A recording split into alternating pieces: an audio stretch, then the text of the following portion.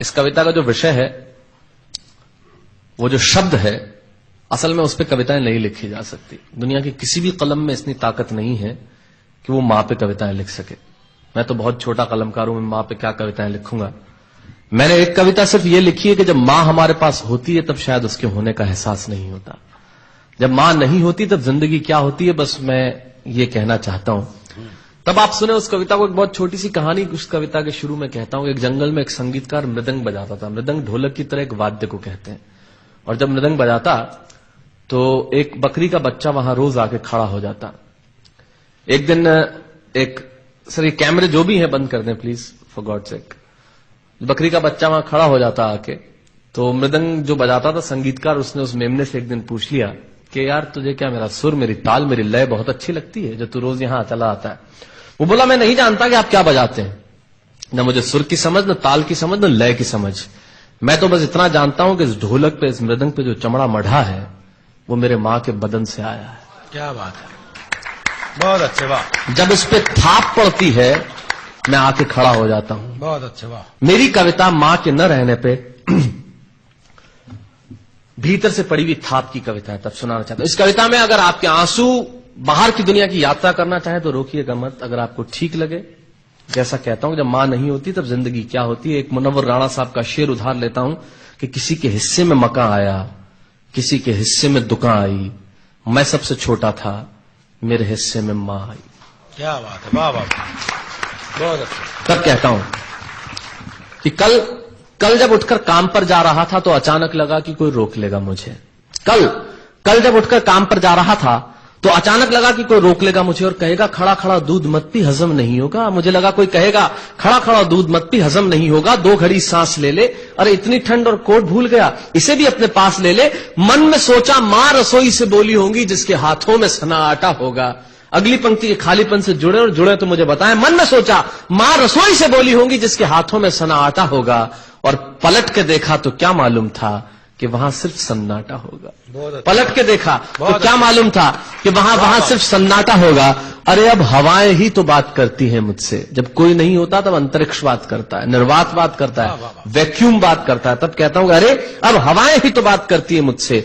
लगता है जब जाऊंगा किसी खास काम से तो कोई कहेगा दही शक्कर खा ले बेटा, अच्छा शगुन होता है। कोई कहेगा गुड़ खा ले बेटा, अच्छा शगुन होता है। पर मन इसी बात के लिए तो रोता है कि सब कुछ है मां, सब कुछ, जिस आजादी के लिए तुझसे मैं सारी उम्र लड़ता रहा। आपने अपने बचपन में देखा होगा माए हमें टोकती है, यहां मत जा, वहां मत जा, ये मत कर, वो मत कर। तब हम आजाद होना चाहते हैं और आजादी की कीमत कितनी बड़ी देनी पड़ती है। अगर कम शब्दों में मैंने ठीक बात कह दी हो तो इसका एहसास मुझे जरूर कराइएगा कि सब कुछ है मां, सब कुछ, जिस आजादी के लिए तुझसे मैं सारी उम्र लड़ता रहा वो सारी आजादी मेरे पास है। फिर भी न जाने क्यों दिल की हर धड़कन उदास है।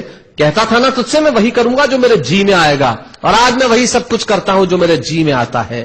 बात यह नहीं है कि मैं जो चाहूं कर लूं, मुझे कोई रोकने वाला नहीं है। बात है तो इतनी सी कि सुबह देर से उठूं ना तो कोई टोकने वाला नहीं है। बहुत अच्छे, वाह वाह, बहुत अच्छे, वाह वाह वाह वाह। बात है तो इतनी सी कि सुबह देर से उठूं ना तो कोई टोकने वाला नहीं है।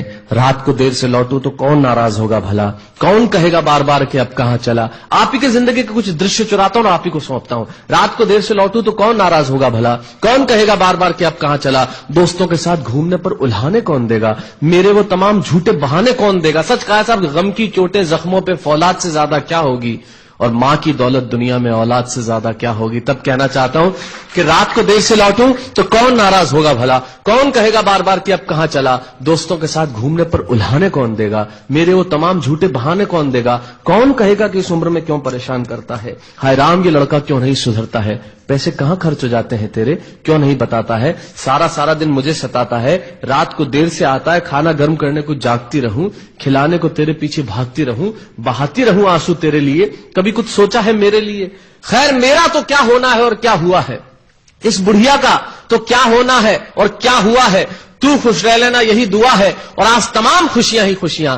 जीवन में जो सर्वश्रेष्ठ एक पंक्ति जो ईश्वर ने मुझे सौंपी वो मैं आपको सौंपता हूं।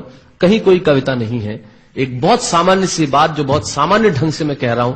लेकिन गेट सेट गो जो मैंने किताब लिखी, शायद हिंदुस्तान की पिछले 3 सालों में सबसे ज्यादा बिकने वाली किताब वो रही, 14 भाषाओं में उसका अनुवाद हुआ।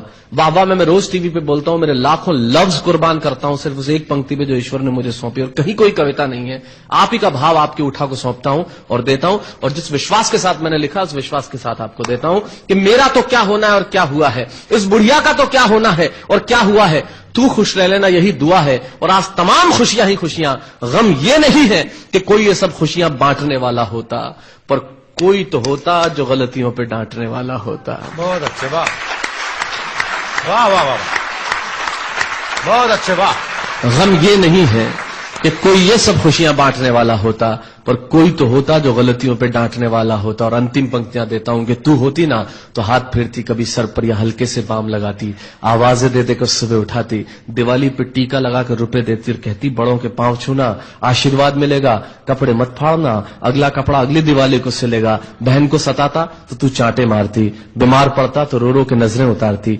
परीक्षा से आते ही खाना खिलाती, पिता की डांट का डर दिखाती, फिर पिता की डांट से तू ही बचाती, इसे नौकरी मिल जाए ये तरक्की करे दुआओं में हाथ उठाती, और तरक्की के लिए वतन छोड़ देगा ये सुन के दरवाजे के पीछे चुपके चुपके आंसू बहाती। सब कुछ है मां, सब कुछ, आज तरक्की की हर रेखा तेरे बेटों को छू के जाती है, पर मां हमें तेरी बहुत याद आती है। बहुत अच्छा।